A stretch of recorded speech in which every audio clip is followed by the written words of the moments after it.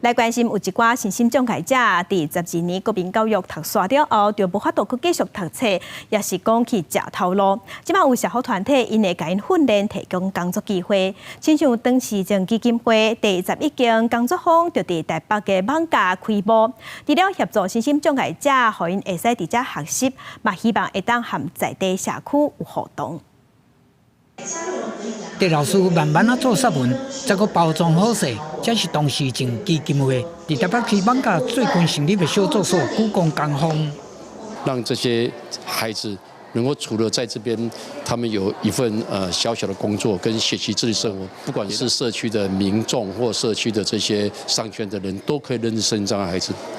第11间小作所成立，已经完成12年国教，煞无法度继续升学，也是进入职场的身心障碍者。 会当有持续学习甲安定的空间，不过回想过去，小作所想要伫地方社区成立，实在无简单。他们觉得，可能他们在社区里面可能会有一些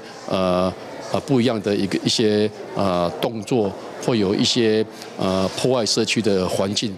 听他们讲清楚，或让他们动作做完。其实我觉得他在社区里绝对是一个开心的一个宝贝。社宅的这个空间在莒光这个地段其实非常的棒哦。一方面它的交通其实很方便，那其实对于未来专业服务的一个接送，那其实是一个好地方。目前对于这样的这个社宅空间争取这个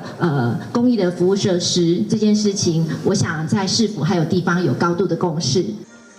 邀请艋舺在地团队参与小作所的成立，要敦亲睦邻，嘛希望社会各界会当加了解身心障碍者，互因继续学习成长的机会。